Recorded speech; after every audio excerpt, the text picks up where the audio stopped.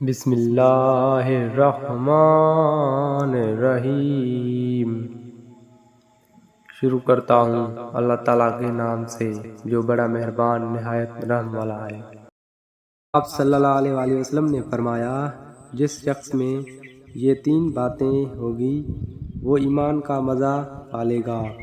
ایک یہ کہ وہ شخص جسے اللہ اور اس کا رسول ان کے ماسوا سے زیادہ عزیز ہوں، اور دوسرے یہ کہ جو کسی بندے سے محض اللہ ہی کے لیے محبت کرے، اور تیسری بات یہ کہ جسے اللہ نے کفر سے نجات دی ہو، پھر دوبارہ کفر اختیار کرنے کو وہ ایسا برا سمجھے جیسا آگ میں گر جانے کو برا جانتا ہے۔ آپ نے فرمایا، جب جنتی جنت میں اور دوزخی دوزخ میں داخل ہو جائیں گے، اللہ پاک فرمائے گا، جس کے دل میں رائی کے دانے کے برابر بھی ایمان ہو اس کو بھی دوزخ سے نکال لو۔ تب ایسے لوگ دوزخ سے نکال لیے جائیں گے اور وہ جل کر کوئلے کی طرح سیاہ ہو چکے ہوں گے، پھر زندگی کے نہر میں یا بارش کے پانی میں ڈالے جائیں گے۔ یہاں راوی کو شک ہو گیا ہے کہ اوپر کے راوی نے کون سا لفظ استعمال کیا۔ اس وقت وہ دانے کی طرح اگ آئیں گے جس طرح ندی کے کنارے دانے اگ آتے ہیں۔ کیا تم نے نہیں دیکھا کہ دانہ زردی مائل پیچ در پیچ نکلتا ہے؟ وہیب نے کہا کہ ہم سے عمروں نے حیا کی بجائے حیات اور خردل من ایمان کی بجائے خردل من خیر کا لفظ بیان کیا۔ رسول اللہ صلی اللہ علیہ وآلہ وسلم نے فرمایا کہ میں ایک وقت سو رہا تھا، میں نے خواب میں دیکھا کہ لوگ میرے سامنے پیش کیے جا رہے ہیں اور وہ کرتے پہنے ہوئے ہیں۔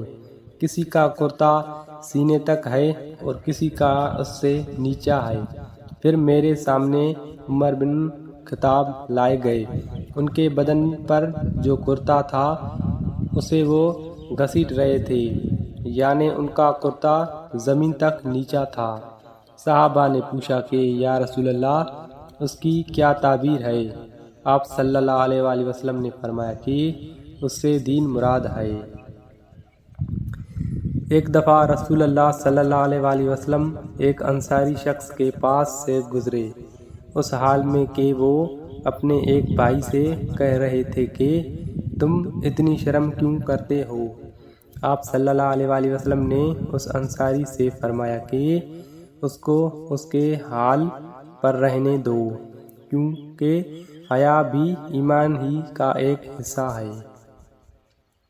رسول اللہ صلی اللہ علیہ وآلہ وسلم نے فرمایا، مجھے اللہ کی طرف سے حکم دیا گیا ہے کہ لوگوں سے جنگ کروں اس وقت تک کہ وہ اس بات کا اقرار کر لیں کہ اللہ کے سوائے کوئی معبود نہیں ہے، اور یہ کہ محمد صلی اللہ علیہ وآلہ وسلم اللہ کے سچے رسول ہیں، اور نماز ادا کرنے لگیں اور زکوٰۃ دیں۔ جس وقت وہ یہ کرنے لگیں گے تو مجھ سے اپنے جان و مال کو محفوظ کر لیں گے، سوائے اسلام کے حق کے۔